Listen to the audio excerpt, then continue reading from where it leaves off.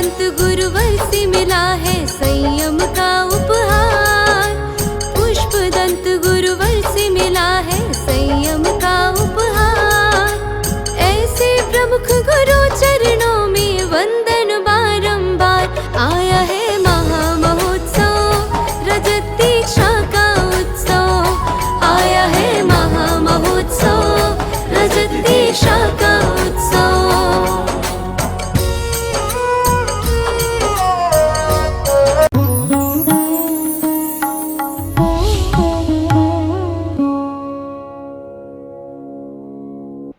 चर्चा हमारी छह डाला के संबंध में चल रही है।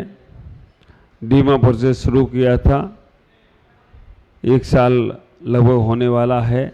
10 ही धोई हुए हैं पहली डाल के, और उन पे ही विस्तृत रूप से आपको 6 डाला में क्या रहस्य घुसा हुआ है, क्या रहस्य उसके अंदर बना हुआ है, क्या रहस्य उसके अंदर है, वो सारी चर्चाएं आपके सामने रखता हूं। कहने को तो 6 डाला है, लेकिन पूरे चारों अनुयोगों का अगर सार अगर कहीं देखने को मिलता है तो 6 डाला में मिलता है। 10वें नंबर के श्लोक में आचार्यों की बातों को पंडित दौलत राम जी ने अपने शब्दों में कहने का प्रयास किया। तहाँ भूमि परसद किसो बिच्छू सहज दसे नहीं तिसो। तहाँ रो राज सोनित वहनी किर्म कुल कलित देह दाहिनी। तहाँ का मतलब है जहां नरक। सबसे पहले इस जीव का अगर जीवन शुरू होता है तो त्रियंश से शुरू होता है। त्रियंश से तीर्थंकर की यात्रा, पशु से परमेश्वर की यात्रा। आप विचार करके रखना, बिना त्रियंश के ये जीव कभी भी जन्म नहीं ले सकता।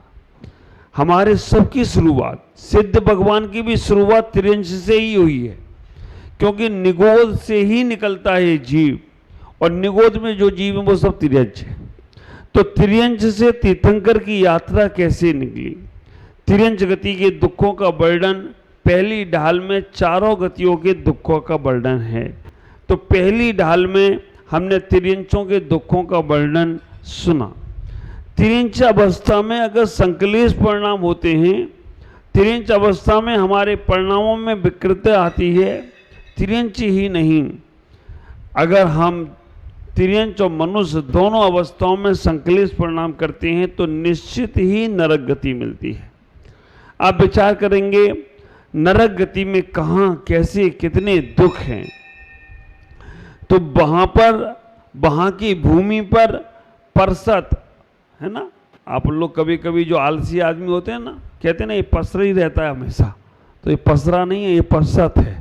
तो परसत माँ का स्पर्श किया है। जिसने उस नरक का स्पर्श किया है उसको इतना कष्ट होता है जैसा यहाँ पर 1000 बिच्छू डंक मारे, उतना कष्ट उसे हो रहा है, उतना दुख हो रहा है। वो नरक की भूमि पर जाने से दुख होता है। कल मैंने आपसे चर्चा की थी, नरक है कहाँ? आगम में आगम शब्द में सब कुछ समाहित है। आप विचार करके रखना, तीनों लोक अगर आगम शब्द में ही आ रहे हों तो कोई आश्चर्य की बात नहीं है। आगम में पहला अक्षर क्या है? आ मतलब अधोलोक। दूसरा अक्षर क्या है? गा मतलब गगन लोक। तीसरा अक्षर क्या है? मां मतलब मध्यलोक। अगर आगम समझ में आ गया तो तुम्हें अधोलोक भी समझ में आएगा, गगनलोक भी समझ में आएगा और मध्यलोक भी समझ में आएगा। तो अधोलोक के नीचे, ये अधोलोक में जो है ना, आप विचार करके रखना, 5 चीजें ऐसी हैं संसार में जो 45 लाख योजन की। 5 चीजें ऐसी हैं संसार में जो 45 लाख योजन की हैं। मध्यलोक कितने लाख योजन का है? 45 लाख योजन का। सिद्ध शिला कितने लाख योजन की है? 45 लाख योजन की। आप विचार करके रखना, सिद्ध भगवान जहां विराजमान होते हैं वो भी स्थान कितने लाख योजन का है? 45 लाख योजन का। और स्वर्ग का विमान 45 लाख योजन का है, नरक का पहला पटल 45 लाख। तो आप ये सारी 5 चीजें 45 लाख योजन की हैं। अब ये जो मध्यलोक है, अढ़ाई द्वीप है, ये पूरा का पूरा जो मध्यलोक है वो 45 लाख योजन का है। क्यों? क्योंकि सिद्धशला भी 45 लाख योजन की है। और आप सब में से कर सिद्ध क्षेत्र मानते हैं, आप सोनागिरी सिद्ध क्षेत्र मानते हैं, कैलाश सिद्ध क्षेत्र मानते हैं, लेकिन हमारे आचार कहते हैं हर स्थान सिद्ध क्षेत्र है। यहां से भी अनंतानंद सिद्ध मोक्ष गए होंगे, क्योंकि 45 लाख योजन में जहां से भी कहीं से भी कोई भी जीव मोक्ष जा सकता है। अब आप ख्याल करना, अढ़ाई द्वीप में समुद्र भी है, समुद्र से भी जीव मोक्ष जा सकते क्या? जा सकते हैं। समुद्र में से जीव कैसे मोक्ष जाएंगे? कोई मुनिराज साधना कर रहे हैं और कोई व्यंतर या कोई देव या कोई और उन्हें उठा के ले गया और समुद्र में फेंक दिया। मुनिराज अपने ध्यान से चित्त नहीं हुए, तो वहीं उन्हें केवल ज्ञान होगा और वहीं से वो मुक्ति को जा सकते हैं। तो ये मध्यलोक, इसके नीचे मध्यलोक में 1 लाख योजन का सुमेरु पर्वत है, 1000 योजन नीचे है, और नीचे वो चित्रा पृथ्वी में है। चित्रा पृथ्वी के 3 भाग किए गए। सबसे पहले खर भाग, दूसरे नंबर पे पंख भाग, तीसरे नंबर पे अव्वल भाग। खर भाग में राक्षस जाति को छोड़कर जितने व्यंतर हुए, 8 प्रकार के व्यंतर होते हैं। अपन लोग पढ़ते हैं ना, 100 देवों से भगवान वंदित होते हैं, तो 8 व्यंतर है ना, 8 के 32 व्यंतर होंगे, 24 कल्पवासी होंगे, है ना, भवनवासी होंगे, सूर्य चंद्रमा होगा, मनुष्य में चक्रवर्ती होगा, शेर तिरिंचों में शेर होगा। तो उसमें 8 प्रकार के व्यंतर होते हैं। 7 प्रकार के व्यंतरों के भवन खर भाग पृथ्वी में है, राक्षस जाति को छोड़कर।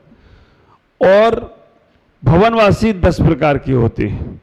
10 प्रकार के भवनवासियों में असुर कुमार के छोड़कर 9 प्रकार के भवनवासियों के भवन खर भाग में हैं। नरक के पहला जो खर भाग है वहां चित्ता पृथ्वी में। दूसरा भाग है पंख भाग। पंख भाग में राक्षस जाति के देव रहते हैं और असुर कुमार जाति के देव रहते हैं। ये असुर कुमार जाति के देव आप समझे कौन होते हैं? जो नरक में जाकर लड़ाने का काम करते हैं, जो नरक में जाकर एक दूसरे को बढ़ाने का काम करते हैं, ये असुर जाति के देव होते हैं। कभी कभी हमको ये लगता है जो समाज में, संसार में, घर में, परिवार में, संघ में, देश में, राष्ट्र में एक दूसरे को लड़ाने वाला काम कर रहे हैं, वो सब कौन सी जाति के देव हैं? हाँ, उनको सीधे ही कह दिया करो, और असुर महाराज कैसे हो, इतने में काम खत्म। आप विचार करके रखना, 2 बड़े फेमस हुए, एक असुर और एक नारद, है ना। नारद भले ही क्षुल्लक थे, लेकिन लड़ाने उड़ाने के काम में माहिर थे वो। तो आप विचार करके रखना, किसी को भी आपने असुर बोल दिया, बाकी की कहानी कहने की जरूरत नहीं पड़ेगी, लोग समझ जाएंगे भाई ये कौन प्रकार का आदमी। तो असुर कुमार जाति के देव रहते हैं। उसके नीचे तीसरा भाग है अव्वल भाग। खर भाग, पंख भाग, अव्वल भाग। अव्वल भाग से नरक शुरू होते हैं। चित्रा पृथ्वी के 3 भाग हैं। ये 1000 योजन में हैं। जो सुमेरु पर्वत 1 लाख योजन का है, 99,000 योजन मध्यलोक में ऊपर जा रहा है। सुमेरु पर्वत खत्म होते ही, सुमेरु पर्वत का भी मध्यलोक का वर्णन आएगा, तब उसको चर्चा करेंगे कि वहां खत्म होते ही जहां पांडुक वन में भगवान का अभिषेक हो रहा है, 40 योजन की चोटी है, और चोटी से 12 योजन पे सीधा 12 योजन पे या एक बाल के अग्र पर स्वर्ग शुरू हो जाता है, ऊर्ध्वलोक शुरू हो जाता है। वो भी वर्णन इसमें आएगा।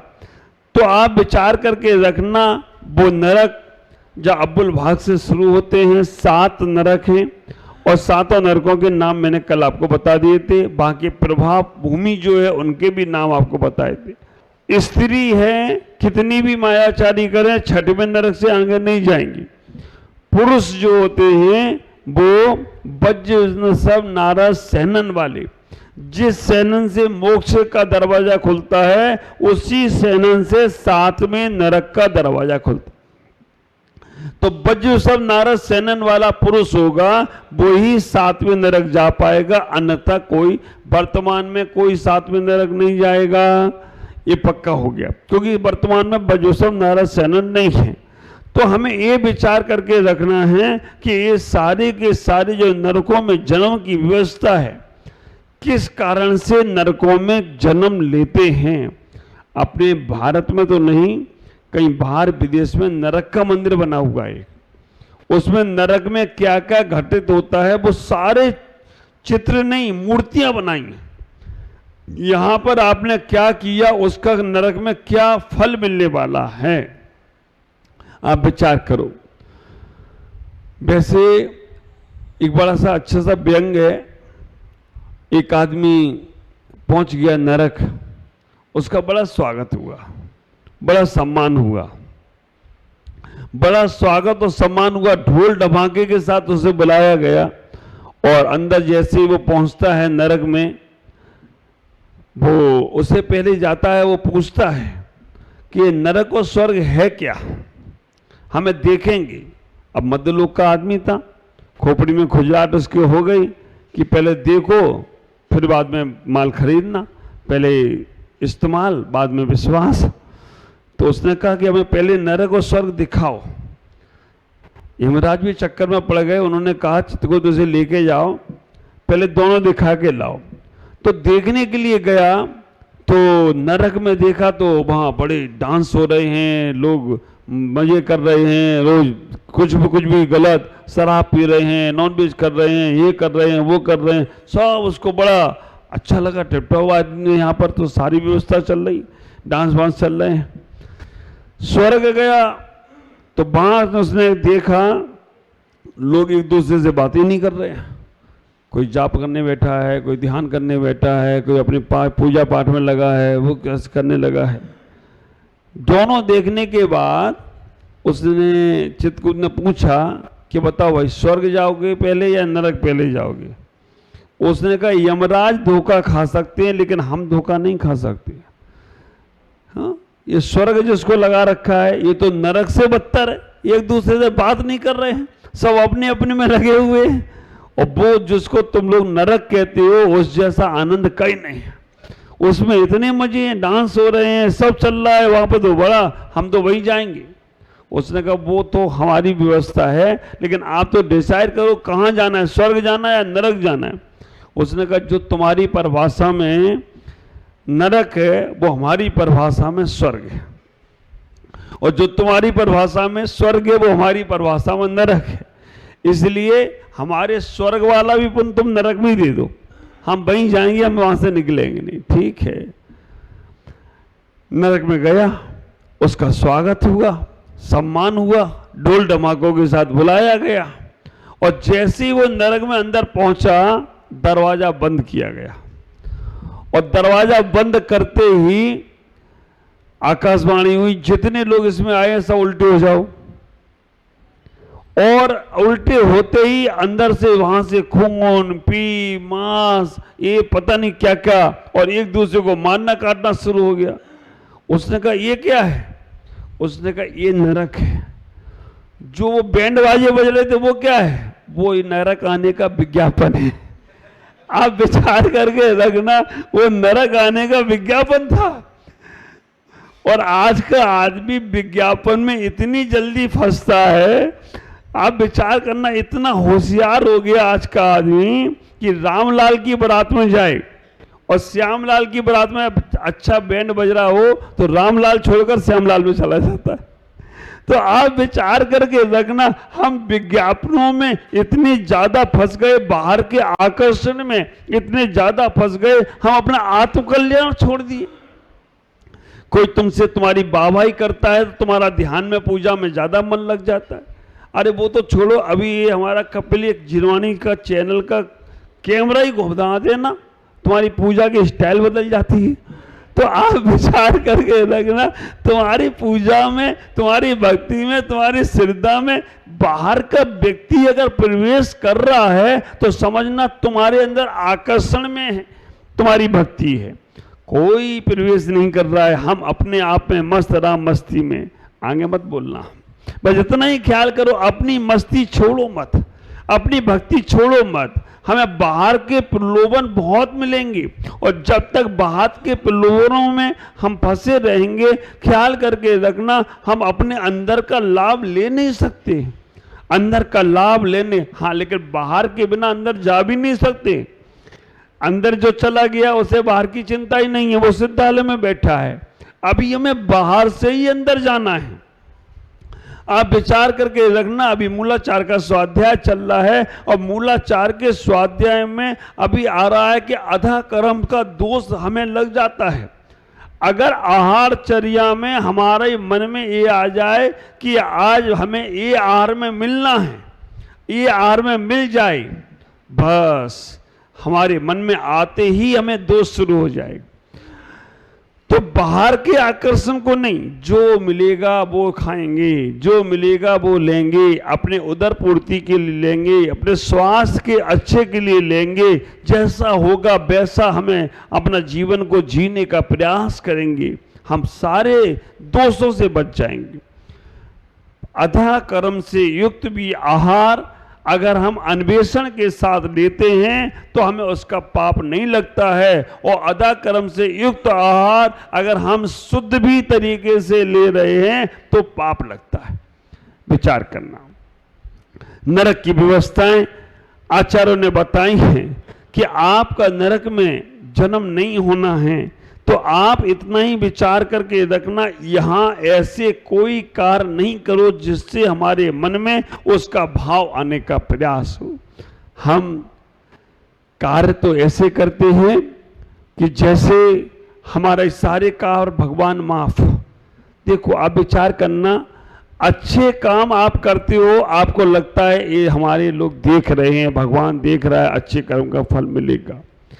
आप एक ख्याल करो, अच्छे कर्म भी देख रहे हैं और बुरे कर्म भी दिख रहे हैं। भगवान के संवत्सर में जब वहां पर दिखता है तो अच्छे और बुरे सब दिख रहे, और सबके लिए तैयार रहो। हमारे मन में ये भाव रखना चाहिए कि हमारे अच्छे कर्म भी दिख रहे हैं और बुरे कर्म भी दिख रहे हैं। अब अच्छे कर्म का तो हम फल चाहते हैं, लेकिन बुरे कर्म का हम फल नहीं चाहते, मिलेगा उसका भी। तो नरक में अशुभ कर्मों के कारण से जन्म होता है। 7 नरकों में हमारा जो जन्म हो रहा है, वहां किस कर्म के उदय से हमारी जिह्वा छेदी जाती है, किस कर्म के उदय से हमें लोहे की पुतली के साथ चिपकाया जाता है, किस कर्म के उदय से हमारे को कढ़ाई में तला जाता है, किस कर्म के उदय से हमारे जीवन की क्या व्यवस्था बनती है, आज नहीं, कल इसकी चर्चा करेंगे। आज इतना ही कि उस नरक से बचना है तो यही प्रयास करना है, पुरुषार्थ करना है, तभी हमारा कल्याण होगा। ओम नमः जय गुरु।